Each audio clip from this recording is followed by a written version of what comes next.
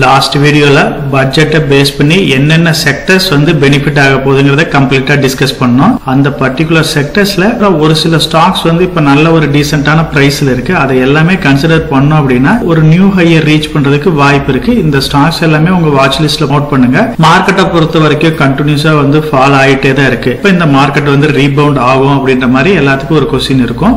மார்க்கெட்டை பொறுத்த வரைக்கும் வரப்போற நாட்கள்ல ஒரு சில முக்கியமான ஈவென்ட்ஸ் இருக்கு. இது எல்லாமே பாசிட்டிவா மாறுச்சு அப்படின்னா மேபி மார்க்கெட் வந்து மறுபடியும் வந்து ஒரு ரிட்டர்ன் பேக் கொடுக்கறதுக்கு நிறைய பாசிபிலிட்டிஸ் இருக்குது. லாஸ்ட் வீக்ல தான் வந்து பட்ஜெட் வந்து கம்ப்ளீட் ஆச்சு. பட்ஜெட்டை பொறுத்த வரைக்கும் மேக்சிமம் அவங்க ஃபோக்கஸ் பண்ண செக்டர்ஸ்னு பாத்தீங்க அப்படின்னா infra, financial sectors, auto sector, FMCG இது எல்லாமே நல்ல பெனிஃபிட் ஆகும் அப்படிங்கறத ஆல்ரெடி நம்ம டீடைலாவே டிஸ்கஸ் பண்ணிட்டோம். ஸோ இந்த செக்டர்ஸ்ல ஒரு சில குவாலிட்டியான கம்பெனிஸ் வந்து மார்க்கெட்ல வந்து இப்ப அவைலபிளா இருக்கு. கன்சியூமர் டியூரபிள்ஸை பொறுத்தவரை லாஸ்ட் இயர் அந்த அளவுக்கு பர்ஃபார்ம் பண்ணாம தான் இருந்துச்சு. இந்த இயர் ஸ்டார்டிங்ல இந்த செக்டர்ஸ் எல்லாமே நல்ல கரெக்ஷனை பார்த்துச்சு. பர்டிகுலரா ட்ரெண்ட், டைட்டன், வோல்டாஸ், வேர்ல்பூல் இது எல்லாமே வந்து ஒரு நல்ல கரெக்ஷனை பார்த்துச்சு. இந்த பட்ஜெட்டை பொறுத்த வரைக்கும் சேலரி பர்சன்ஸ்க்கு வந்து டாக்ஸ் ரிலீஃப் கொடுத்தாங்க. அதனால 1 லட்சம் கோடிக்கு மேல அமௌண்ட் வந்து மார்க்கெட்ல ஸ்பெண்ட் பண்றதுக்கு வாய்ப்பு இருக்கு. ரீட்டைல் பர்சன்ஸ் எதுல மேக்ஸிமம் ஸ்பெண்ட் பண்ணுவாங்களோ அந்த செக்டர்ஸ் எல்லாமே நல்ல பெனிஃபிட் ஆச்சு. அந்த வகையில இதுல ஃபர்ஸ்ட் பெனிஃபிட் ஆன செக்டர் அப்படின்னா கன்சியூமர் டியூரபிள் சொல்ல. கன்சியூமர் டியூரபிள் பொறுத்த வரைக்கும் ட்ரெண்ட் வந்து ஆல்ரெடி நல்ல கரெக்ஷன் ஆயிருச்சு. நியர்லி 30% பக்கமா கரெக்ஷன் ஆயிருச்சு. டைட்டனும் வந்து பெரிய அளவுக்கு இல்ல, ஓரளவுக்கு கரெக்ஷன் ஆயிருச்சு. வோல்டாஸ், வேர்ல்பூல் இது எல்லாமே கரெக்ஷன் ஆகி இந்த பட்ஜெட்ல வந்து இந்த அனௌன்ஸ்மெண்ட் வந்ததுக்கு அப்புறம் இந்த ரன் அப்ப கொடுத்துச்சு. கன்சியூமர் டியூரபிள் ஸ்டாக்ஸ் வந்து பெரிய அளவுக்கு ரன் அப்ப கொடுக்கலினாலும் இந்த பட்ஜெட்டுக்கு அப்புறம் ஒரு சின்ன ரேலியை கொடுத்துச்சு. பர்டிகுலரா ட்ரெண்ட் பாத்தீங்க அப்படின்னா அதோட ரிசல்ட்ஸை பேஸ் பண்ணி நல்லாவே கரெக்ஷன் ஆயிருந்துச்சு. ட்ரெண்ட், டைட்டன் இது ரெண்டுமே வந்து எக்ஸலண்டான பிசினஸ் மாடல் இருக்கிறது. இது ஓரளவுக்கு டீசென்டான பிரைஸ்ல வந்து நீங்க அக்குமுலேட் பண்ணலாம். வோல்டாஸ், வேர்ல்பூலை பொறுத்த வரைக்கும் ஒரு பர்டிகுலர் செக்டர்ஸ் இப்போ வோல்டாஸை பொறுத்த வரைக்கும் அப்படின்னா அவங்களோட மெயின் பிசினஸ் வந்து ஏசி பிசினஸ் மட்டும் தான் இருக்கு. வேர்ல்பூலோட எலக்ட்ரானிக் ப்ராடக்ட் வந்து ஓரளவுக்கு இருந்தாலுமே அந்த அளவுக்கு மார்க்கெட்ல வந்து இவங்க ஒரு ஹெவியான பிளேயரா இல்ல. அதனால இந்த ரெண்டு ஸ்டாக்கை வந்து நான் ஃபோக்கஸ் பண்ணல, என்னோட ஹோல்டிங்ஸ்லயும் கிடையாது. ஆனா ட்ரெண்டும் டைட்டன்ல வந்து எக்ஸலண்டான ஃபியூச்சர் growth இருக்குதுனால இந்த ரெண்டு ஸ்டாக்கும் வந்து ஆல்ரெடி நான் ஹோல்டிங்ஸ்ல வச்சிருக்கேன். மேபி ஃபியூச்சர் இன்னும் ஆப்பர்ச்சுனிட்டி கிடைக்குது அப்படின்னா கண்டினியூவா வந்து அக்குமுலேட் பண்ணலான்ட்டு தான் இருக்கேன். இப்போ இந்த ஸ்டாக்குங்களை பொறுத்த வரைக்கும் இதெல்லாம் ஓரளவுக்கு டீசென்டான பிரைஸ்ல ட்ரேட் ஆகுது அப்படின்னா கண்டிப்பா கிடையாது. எல்லாமே ஓவர் வேல்யூஷன்ல தான் ட்ரேட் ஆயிட்டு இருக்கு. பர்டிகுலரா டிமேட்டும் வந்து இதுல பெனிஃபிட் ஆகிற ஸ்டாக்கா தான் கொடுத்திருந்தாங்க. இதுவுமே இதோட ஆல் டைம் ஹை பார்த்தீங்க அப்படின்னா 5500 ரூபாய்க்கு பக்கமா இருந்த ஸ்டாக் இப்ப 4000 ரூபாய் லெவல்ல ட்ரேட் ஆயிட்டு இருக்கு. இதுவும் நல்ல கரெக்ஷன் ஆயிருக்கு. இந்த அனௌன்ஸ்மெண்ட்டுக்கு அப்புறம் இந்த 3 ஸ்டாக்குமே வந்து நல்ல ரன்-அப் கொடுத்திருக்கு. நீங்க லாங் டர்ம் பாயிண்ட் ஆஃப் வியூல என்னோட ஹோல்டிங்ஸ்ல வந்து டிமேட், ட்ரெண்ட், டைட்டன் இந்த 3 ஸ்டாக்ஸும் நான் ஹோல்ட் பண்ணிட்டு இருக்கிறேன். ஆப்பர்ச்சுனிட்டி கிடைச்சிச்சு அப்படின்னா கண்டிப்பா அக்குமுலேட் பண்ணலான்ட்டு தான் இருக்கிறேன். எஃப்எம்சிஜி ஸ்டாக்ஸை பொறுத்த வரைக்கும் மார்க்கெட்ல நம்பர் ஆஃப் ஸ்டாக்ஸ் இருக்கு. அதுல பர்டிகுலரா வந்து ITC, Tata consumer, HUL, Britannia, Nestle இது எல்லாமே வந்து நல்ல பர்ஃபார்மன்ஸை வந்து லாஸ்ட் இயர் கொடுக்கல. இந்த இயர் ஸ்டார்டிங்ல பாத்தீங்க அப்படின்னாலும் பெரிய அளவுக்கு ரிட்டர்ன் கொடுக்காம தான் இருந்துச்சு. இந்த அனௌன்ஸ்மெண்ட்டுக்கு அப்புறம் இந்த stocks ITC, HUL, Britannia, Nestle, Tata consumer எல்லாமே வந்து ஒரு சின்ன ஷார்ட் டைம் ரன்-அப் கொடுத்துச்சு. இந்த ஸ்டாக்ஸை பொறுத்த வரைக்கும் எல்லாமே ஓவர் வேல்யூஷன் ஸ்டாக்ஸ். இப்ப நம்ம டிஸ்கஸ் பண்ற மாதிரி கன்சியூமர் டியூரபிள்ஸும் சரி, எஃப்எம்சிஜி ஸ்டாக்ஸ் எல்லாமே வந்து ஓவர் வேல்யூஷன் ஸ்டாக்ஸ் தான். இதுல ஓரளவுக்கு கொஞ்சம் அட்ராக்டிவான பிரைஸ் அப்படின்னா ஐடிசியை மட்டும் வந்து நம்ம ஃபோக்கஸ் பண்ணலாம். ஐடிசியை பொறுத்த வரைக்கும் இது வந்து ஒரு பியூரான எஃப்எம்சிஜி கம்பெனியும் கிடையாது. இண்டஸ்ட்ரி பிஇக்கு ஈக்குவலா வந்து இந்த கம்பெனியோட பிஇ ட்ரேட் ஆயிட்டு இருக்கு. மற்ற வகையில எல்லா கம்பெனியுமே வந்து கொஞ்சம் காஸ்ட்லியா தான் ட்ரேட் ஆயிட்டு இருக்கு. இந்த 5 கம்பெனிஸுமே வந்து பாத்தீங்க அப்படின்னா என்னோட ஹோல்டிங்ஸ்ல ஆல்ரெடி நான் வந்து வச்சிருக்கேன். ஸோ ஏதாச்சும் ஆப்பர்ச்சுனிட்டி கிடைச்சு இன்னும் மார்க்கெட் ஃபால் ஆச்சு அப்படின்னா மேபி கன்சிடர் பண்ணலாம் இந்த ஸ்டாக்ஸையும் வந்து. ஆட்டோ செக்டரை பொறுத்த வரைக்கும் லாஸ்ட் இயர் நல்ல பர்ஃபார்மன்ஸை கொடுத்துச்சு. ஸோ இந்த இயரும் பாத்தீங்க அப்படின்னா இவங்களோட ரிலீஃபால பெனிஃபிட் ஆகிற தேர்ட் செக்டரா வந்து ஆட்டோ செக்டரையும் வந்து நம்ம ஃபோக்கஸ் பண்ணலாம். ஸோ ஆட்டோமொபைலை பொறுத்த வரைக்கும் நம்பர் ஆஃப் கம்பெனிஸ் வந்து மார்க்கெட்ல அவைலபிளா இருக்கு. இப்போ இருக்கிற லெவல்ல ஓரளவுக்கு டீசென்டான பிரைஸ் அப்படின்னா டாடா மோட்டார் வந்து கொஞ்சம் அட்ராக்டிவான பிரைஸ்ல இருக்கு. இதுக்கு மெயினான காரணம் வந்து இந்த கம்பெனியோட கடன் ஒரு ரீசனை சொல்லலாம். அது இல்லாம கூடிய சீக்கிரம் இவங்க கமர்ஷியல் வெஹிக்கிள் தனியாகவும் பேசஞ்சர்ஸ் வெஹிக்கிள் தனியாகவும் பிரிக்க போறாங்க. அதுக்கப்புறம் தான் இண்டிவிஜுவலா இந்த கம்பெனியோட பர்ஃபார்மன்ஸ் வந்து நமக்கு கிடைக்கும். இப்ப ஹீரோ மோட்டார்ஸ் வந்து ஓரளவுக்கு டீசென்டான ரேட்ல வந்து நியர்லி 52 வீக் லோல வந்து ட்ரேட் ஆயிட்டு இருக்கு. இண்டஸ்ட்ரி பி 49 இருந்தாலும் இந்த கம்பெனியோட பிஇ வந்து 20 இருக்கு.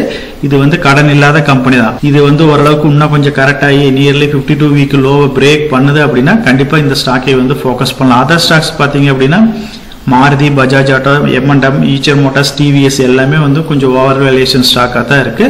உங்களுக்கு ஆப்பர்ச்சுனிட்டி கிடைக்குது அப்படின்னா நீங்க இந்த ஸ்டாக்ஸ் எல்லாமே வந்து இன்வெஸ்ட் பண்ணலாம். முடிஞ்ச வரைக்கும் டாடா மோட்டார்ஸையும் ஹீரோவையும் வந்து இப்போ ஃபோக்கஸ் பண்ற லெவல்ல தான் இருக்குது. என்னோட ஹோல்டிங்ஸை பொறுத்த வரைக்கும் இந்த எல்லா ஸ்டாக்குமே நான் ஹோல்டிங்ஸ்ல வச்சிருக்கேன். இன்ஃப்ராவை பொறுத்த வரைக்கும் நீங்க ரியல் எஸ்டேட் செக்டர் மட்டும் ஃபோக்கஸ் பண்ண வேண்டியதில்லை. அதை டிபெண்ட் பண்ணி இருக்கிற சிமெண்ட் இண்டஸ்ட்ரி ஆகட்டும், பெயிண்ட் இண்டஸ்ட்ரி ஆகட்டும், ஸ்டீல் இண்டஸ்ட்ரி, இதில் இருக்கிற கம்பெனிஸ் எல்லாமே வந்து ஃபோக்கஸ் பண்ணலாம். சிமெண்ட்டை பொறுத்த வரைக்கும் அல்ட்ராடெக் வந்து மார்க்கெட் லீடராக தான் இருக்காங்க. ஏஷியன் பெயிண்டை பொறுத்த வரைக்கும் இந்த கம்பெனி வந்து நல்ல ஒரு கரெக்ஷனை பார்த்துருக்கு. ஏன்னா இதுக்கு வந்து இப்போ காம்படிட்டர் வந்து ஹெவியா இருக்கிறாங்க. பிர்லா ஊப்ஸ் இருக்கு, அப்படின்னா நிப்பான் இருக்கு, பிடிலைட்டும் வந்து அவங்களோட பெயிண்ட் இண்டஸ்ட்ரி வந்து ஸ்டார்ட் பண்ணியிருக்கிறாங்க. ஜேஎஸ்டபிள்யூஎஸ் பெயிண்ட்ஸ் இருக்கு. இந்த மாதிரி ஹெவியான காம்படிட்டர் இருக்கிறதுனால இதோட ரெவென்யூ குறையன்ற வகையில இந்த ஸ்டாக் வந்து நல்ல கரெக்ஷன் ஆயிருக்கு. அல்ட்ராடெக் சிமெண்ட்டை பொறுத்த வரைக்கும் ரொம்ப காஸ்ட்லியா தான் வந்து மார்க்கெட்ல ட்ரேட் ஆயிட்டு இருக்கு. ரிமைனிங் ஸ்டாக்ஸ்னு பார்த்தீங்க அப்படின்னா இன்ஃப்ராவை பேஸ் பண்ணி எல்என்டி இருக்கு. இன்ஃப்ராவை வந்து டெவலப் ஆகிறப்ப எல்என்டி இந்த மாதிரி ஸ்டாக்ஸ்க்குலாம் வந்து ஒரு நல்ல பெனிஃபிட்டை கொடுக்கும். ஸ்டீல் செக்டரை பொறுத்த வரைக்கும் டாடா ஸ்டீல் வந்து இப்போ கொஞ்சம் காஸ்ட்லியா இருந்தாலும் கொஞ்சம் ஹெவியா ஃபால் ஆச்சு அப்படின்னா இந்த ஸ்டாக்ஸையும் வந்து நீங்க ஃபோக்கஸ் பண்ணலாம். இன்ஃப்ராவை பொறுத்த வரைக்கும் நீங்க ரியல் எஸ்டேட் ஸ்டாக்ஸ் மட்டும் இல்லாம அதை டிபெண்ட் பண்ணி இருக்கிற ரிமைனிங் செக்டர்ஸ்லயும் நீங்க ஃபோக்கஸ் பண்ணுங்க. இந்த ஸ்டாக்ஸ் எல்லாமே ஃபியூச்சர்ல வந்து ஒரு நல்ல ரிட்டர்னை கொடுக்கறதுக்கு வாய்ப்பு இருக்கு. ஆர்பிஐயோட மீட்டிங் வந்து February 7th வந்து நடக்க போகுது. இதுல வந்து ரேட் கட் இருக்கும் அப்படின்ற மாதிரி மார்க்கெட் எக்ஸ்பெக்ட் பண்ணுது. ஸோ மார்க்கெட்டை பொறுத்த வரைக்கும் இந்த ரேட் கட் வந்துச்சு அப்படின்னா பெனிஃபிட் ஆகிற பேங்கிங் ஸ்டாக்ஸை பொறுத்த வரைக்கும் Axis, Kotak, IndusInd, ICC, HDFC பேங்க்ஸை பத்தி நம்ம டீடைலாவே டிஸ்கஸ் பண்ணிட்டோம்.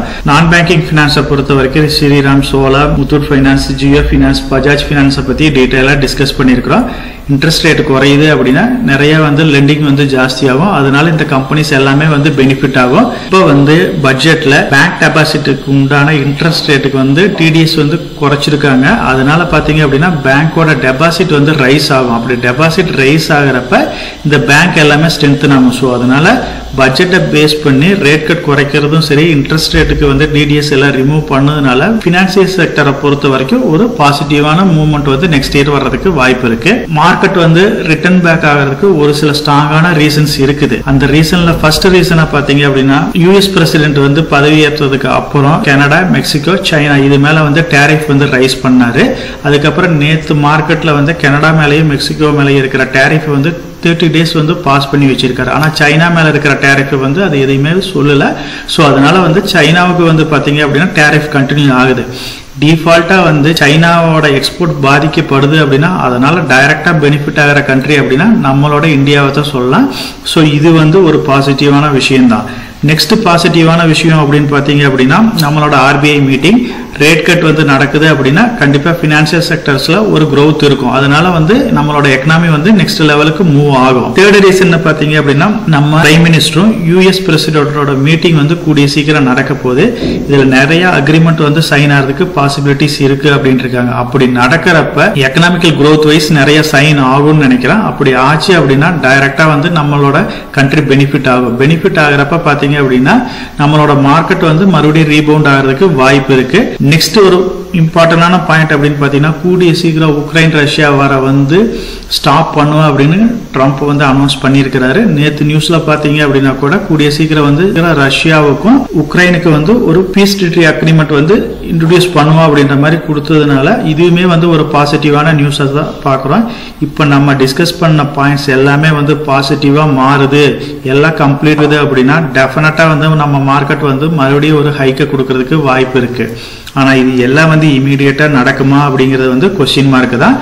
இது எல்லாமே பாசிட்டிவா நடந்தாலும் குளோபல் எக்கனாமியும் சரி, இந்தியன் எக்கனாமியும் வந்து பாசிட்டிவான நியூஸஸ் கிடைக்க ஆரம்பிச்சதுக்கு அப்புறம் நம்ம கம்பெனி பர்ஃபார்ம் பண்ணா மட்டும்தான் மார்க்கெட் வந்து ரிட்டர்ன் பேக் கொடுக்கும். ஸோ அதனால இப்போ இருக்கிற சிச்சுவேஷன்ல இண்டிவிஜுவல் மார்க்கெட் கம்பெனியோட ரிசல்ட்ஸை பேஸ் பண்ணி தான் எல்லா ஸ்டாக்கோட ஹைக்கு இருக்க போகுது.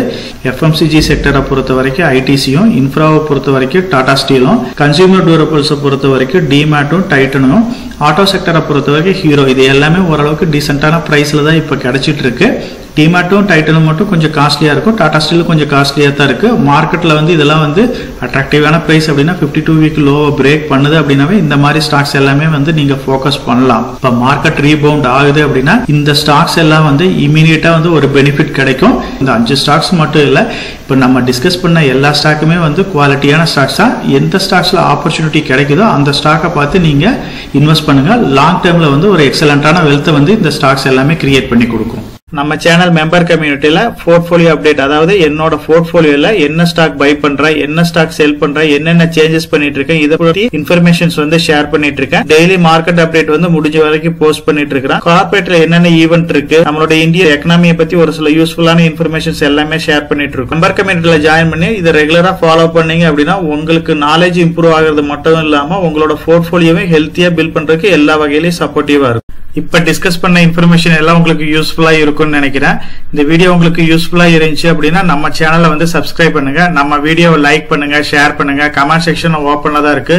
சோ இந்த வீடியோ பத்தி உங்களோட ஒப்பீனியன் என்ன, இதுல என்னென்ன டவுட்ஸ் இருக்கு அப்படின்னு நீங்க கமெண்ட் செக்ஷன்ல போஸ்ட் பண்ணீங்க அப்படின்னா உங்களுக்கு மட்டும் இல்லாம நம்ம வியூவர்ஸ் எல்லாத்துக்குமே நல்ல ஒரு சப்போர்ட்டிவா இருக்கும். நான் ஒரு செபி ரிஜிஸ்டர்ட் அட்வைசர் கிடையாதுங்க.